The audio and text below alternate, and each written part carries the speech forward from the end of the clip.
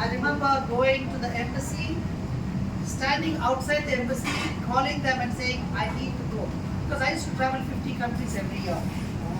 And sometimes I'm in 3 countries in a day. I'm a concert musician. That's my profession. I perform on my guitar, I perform on my pan flute. And so, to make things shorter, I was suicidal at the age of 16. My father is an aerospace scientist, and me being the firstborn in the family, just like any Filipino family, they have to take up the legacy of their father. And I could not. And I struggled with health. I was born with asthma from the age of 2 to the age of 16. I was on wrong medication. And as a result of that, 60% of my lungs got damaged, my immune system broke down, and I developed rheumatoid arthritis. And by 16, the doctors gave me 6 months to live. And I'm a high school dropout because I had a lot of questions, and my teachers did not encourage questions. And so I was thrown out of school. And so, a high school dropout, doctors told me I have 6 months to live. My father thinks I'm a shame to the family. So keeping all these things, I decided to kill myself at 16. And at 16 is when I had an encounter with Jesus Christ. And I heard his audible voice. And that was the turning point in my life. So I started to travel from 2002. And my first country, well, as a concert artist, was Russia. And but I have very strong principles in life, with integrity. And I refused to pay a bribe of $50 when the Russian authorities asked me at the airport. When I refused to pay, I was detained in the airport for 30 hours. And after 30 hours, I was deported back to India. What a glorious opening ceremony I had, right? So, but I did not give up. I continued. I was telling Prasad that, we need to challenge people. That hopefully next time when I come, I'd love to come and do some talk on the TV or the newspaper to challenge people. Don't give up just because it's hard. And in India they say that when the going gets tough, the tough gets going. And you really need to be tough in order to finish your travels. And the book will explain to you some of the hardships that I went through, but also the victories. So I started my travels there, and for the world record, they started to count from 2004. I never knew about the world record. It was never my intention. My intention was to travel, to perform on my music, on my guitar, and to spread the message of hope to people, never to give up, no matter how tough it gets.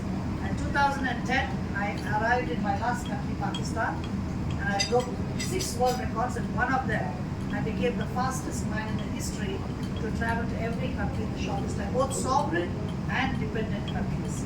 There are 2 types of countries.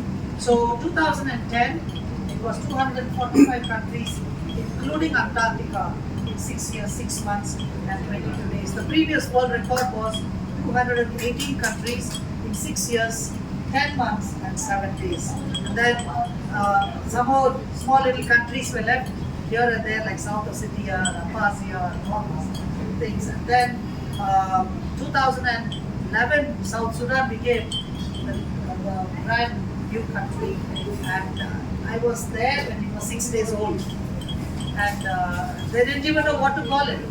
They were still struggling to decide whether South Sudan or Southern Sudan. But God helped me. I was very focused, and it was also unthinkable because I don't have a salary, but I have a strong financial principle that I will never ask for money, I will never borrow money, I will never take a loan from the bank or trust the credit card.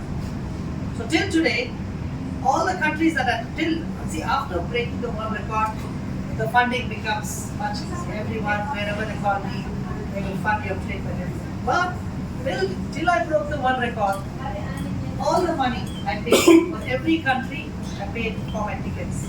Visas alone was a huge amount of money. But I never lacked, I never crossed the boundaries. But I lived a very simple life.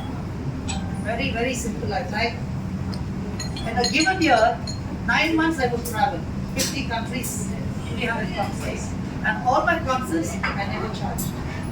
Because I want to see when it is a paid event, then they will tell you what to do. Right? But when it is not a paid event, you have the freedom what you want to speak. And so I never charge for any. I played at the Olympics in Greece, Olympics in London, played at the FIFA World Cup in Germany, but never charged. So I never allowed money to be the decision maker in my life. Lived a simple life. The average every year I spent was $500 on myself. That was my average amount in a given year, $500. But lived a simple life, very happy life. Enjoyed the thrill of travel. And that's what I want every young person to tell them that save up your money. It's okay if you have an iPhone 12 rather than an iPhone 16. Save that money and use it to go and explore the world. Because the joy and the adventure you get with your travels, you can never get it by watching on the phone. You can have an iPhone 16 and watch about North Korea. It's very different going to North Korea. And that's what I challenge people. So it's so great. It was an unplanned visit, but I love it because all of you, one common thread we all have is we all love to travel. Not everybody can understand travels. But yeah, I give this to the birthday boy. Well, it's going to be shared in our community. Oh, So but I will also send the ebook to all of you. And if you ever come to Bangalore, we have a beautiful center. What I did after I traveled every country, I saved all my money and I went and bought a piece of land and I built $1 million cafe. A 400-seater cafe, but not a commercial cafe. We only serve tea. And the cafe is designed to help college students who are suicidal or depressed and broken. So every week we rescue one young boy or a girl who is at the verge of committing suicide.